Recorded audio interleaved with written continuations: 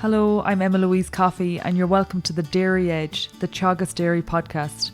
We're bringing you the latest information, insights, and opinion to improve dairy farm performance.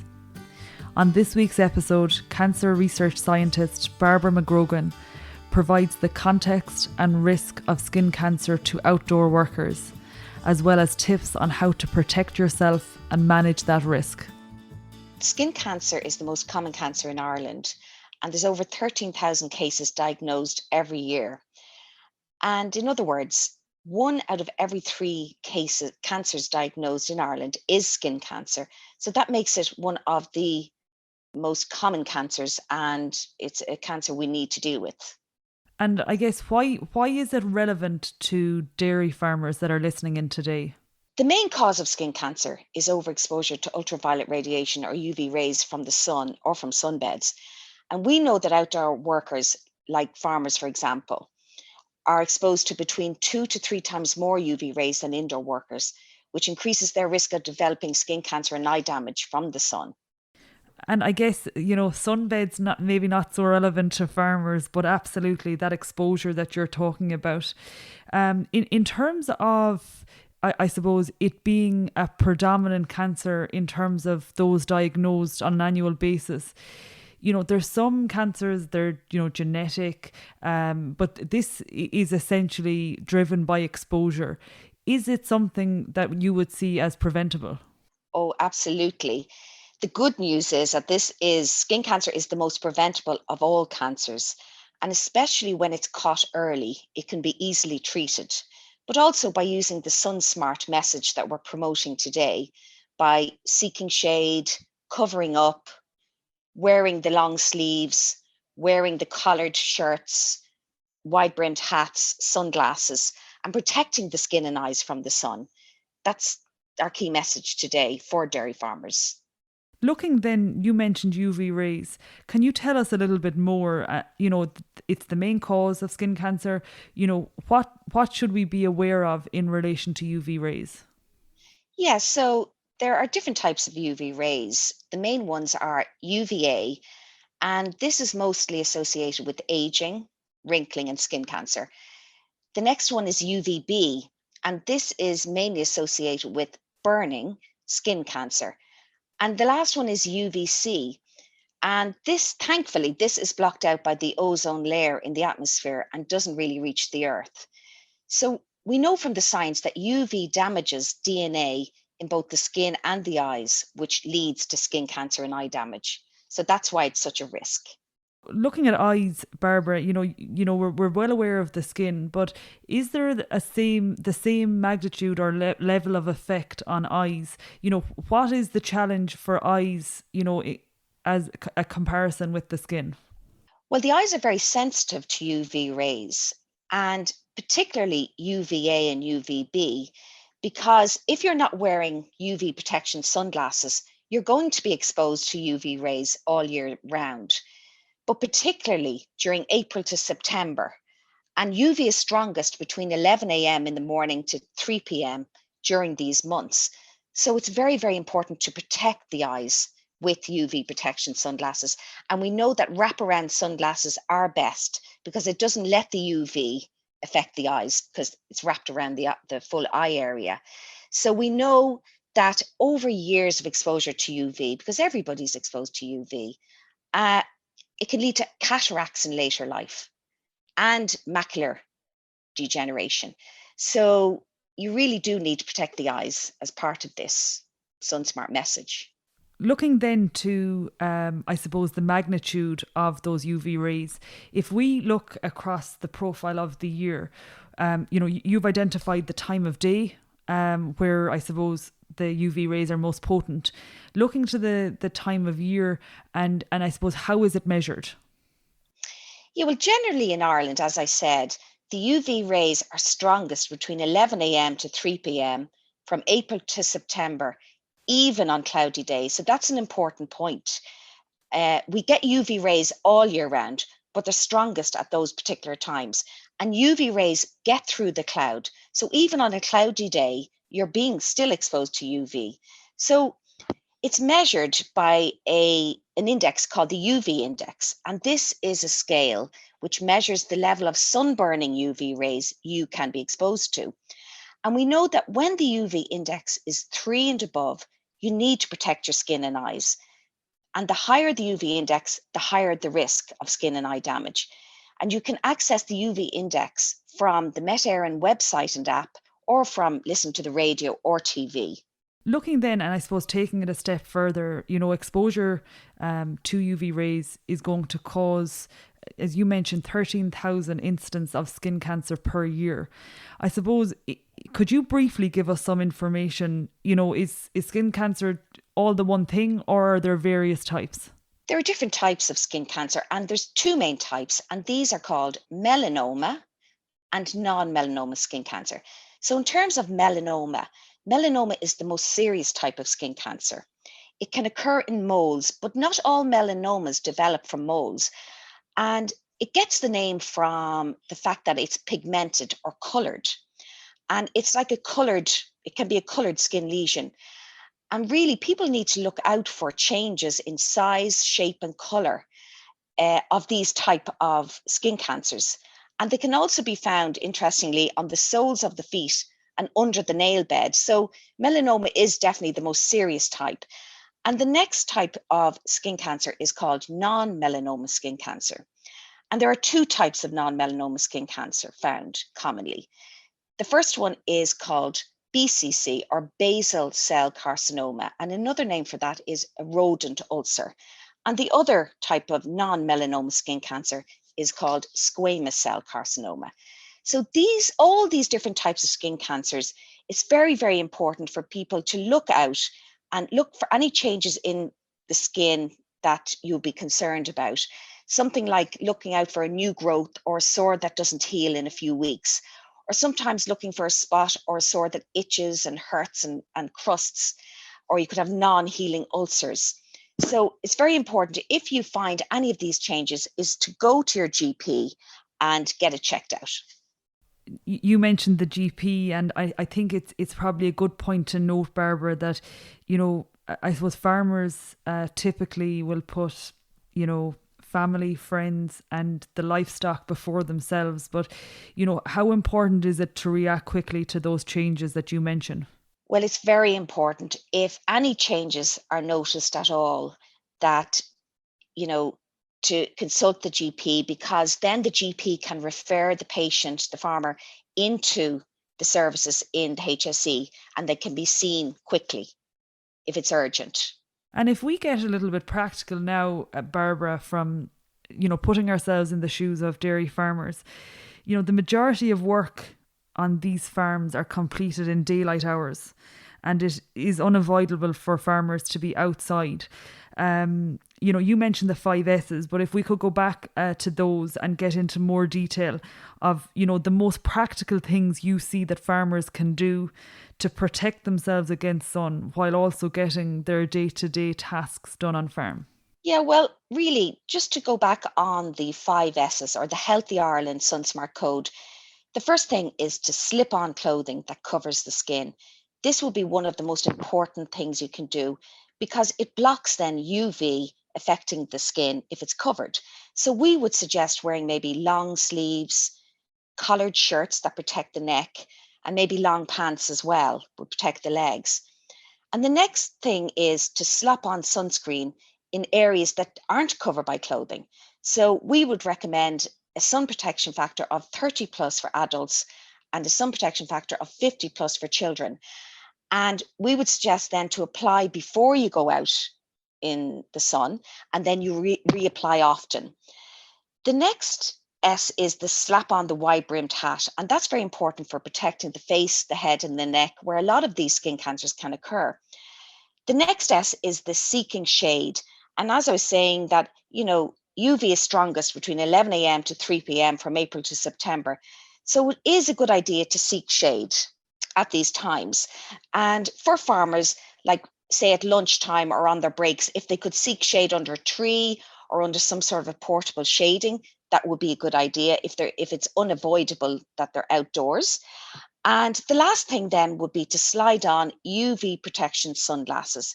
and the wraparounds are best, as I said before. So, these are the 5 S's. So it's important for farmers to be prepared, create a daily routine and plan ahead to protect themselves and their family by using all these different techniques. And let's get into a little bit more detail with the sun cream and or sunscreen. It's maybe a quick fire round, but I suppose there's a lot of elements to it, and I'd love to get your advice. So I suppose firstly, Barbara, in relation to sunscreen, which is best, a cream or a spray-based product? Well, I know from my own experience that I prefer a spray that you can actually see. So it's a spray that you can spray on, you can see it, you can rub it in easily. It's not too thick, but I know everybody has their own preferences. And I mean, the creams are very good and you can rub them in, but really the main message would be to get a sun cream that actually suits your skin and that is easily to apply as well, which is important for farmers particularly. In relation to spec then, Barbara, there's a wide variety of sun creams available. Do all sun creams protect against UVA and UVB? Or, are there some that are selective for one or the other? Well, generally, sun creams would be protecting against both UVA and UVB. And how you know a sun cream is protecting against UVA, there's normally a star rating on the sun cream. You'll see it. It could be 4 or 5 stars. And also there can be a symbol with a UVA in it, in a circle, that can say that it's protecting against UVA. And then we know that the SPF, or the sun protection factor, in a sun cream is protecting against UVB particularly. So as we recommend for outdoor workers or for any adult, it's SPF of 30 plus, and for children it's 50 plus. So that's what we would recommend in terms of sunscreen. And looking at those factors, you mentioned and you've quantified it at a minimum of 30 for adults and 50 for children. Some people will say, well, I'm sallow. I burn once early in the summer, but after that I'm fine. I don't burn. In that instance, is there still a role for sun cream for those farmers? Yeah. I suppose in terms of skin and skin color, there's different skin tones and skin colors that you're born with. And that ranges from fair skin to black skin and in between, and different colors. But the thing about a tan, somebody say who has developed a tan is a sign of DNA damage and damaged skin. So somebody then who develops a tan really is damaging their skin and can lead to skin cancer. And for people who have darker skin, they may not burn, but they do still need to protect their skin and their eyes from UV, because they can still get skin cancer. So it's still important for all skin types to wear sunscreen. Looking then to cost, Barbara, I mean, if we go into any supermarket or pharmacy, there's a huge range in the cost of a bottle of sun cream. Is there, I suppose, the more expensive, the better quality, or what way do you see it? Not necessarily that, when it comes to the cost of a sun cream, generally, the more expensive sun creams there can be a lot of marketing associated with them, and that's why the cost is pushed up. So even the cheaper ranges of sun cream do have the right protection of UVA and UVB. So really, there is very little difference between a less expensive and a more expensive sun cream. But what I would say in terms of sun cream is you've got to get a sun cream that suits you.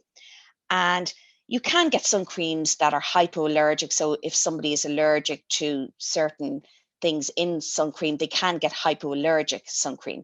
So that's really what I would say, that you need to try out the sun cream and make sure that it's easy to apply, and you can, have easy access to it as well. So for instance, for dairy farmers, I think it would be a good idea if they have, say, there's sun cream in the tractor in a glove compartment, so that they can easily access it if they need to reapply. And on application, my next question, Barbara, I mean, looking at application and reapplication, the key times in the day, the most, the rays are at their strongest from 11 a.m. to 3 p.m. So, I mean, a farmer going out to milk cows at 6, 7 a.m. So the first job is to herd in the cows for milking. At that point, should they have an application of sun cream on, or is it maybe, at breakfast time at 9:30, 10 o'clock in the morning, the first application should occur? Well, personally, I would think that it's best to put the sun cream on when you get up in the morning, first thing. And at least then you've done it and you won't forget then as the day goes on. But also, it's important to reapply, particularly after sweating. And another thing in terms of sun cream is to buy one that's water resistant. That's actually a good idea as well. But people do need to reapply sun cream, particularly after sweating. So in terms of dairy farmers, they would need to actually clean their hands in between reapplying sun cream. So they need to gauge that for themselves. And I guess not the most sustainable, but I mean, something like water wipes might be a good option for farmers out completing tasks, that mightn't necessarily have a running water source. You mentioned storage in a glove compartment in a tractor, but I mean, if we think about the farmyard, it could be in a farm building such as the milking parlour, it can be in the cab of the tractor. But are there recommendations in terms of storage? We see a lot of, I suppose, medicines that even, doses that we treat, say, vaccinations to animals, it's out of direct sunlight. Does the same apply to sun cream? Yeah, the same does apply to sun cream. Really, you do not want sun cream in any form of direct sunlight at all. And once open, generally, sun cream, there would be a best before date at the back of the sun cream, or use within maybe 12 months, once you open. So then you need to discard the sun cream after that period of time once opened. But hopefully, if people are using sun cream in the right way, they won't just use one container of sun cream for the whole summer. Hopefully they'll use a few over the summer. And finally then, Barbara, on this idea and questions around sun cream, there's a lot of conversation, and I think it has been heightened because it has shown to reduce symptoms of COVID, is vitamin D. And, it's good for us, good for our health. And we absorb vitamin D from exposure to sun.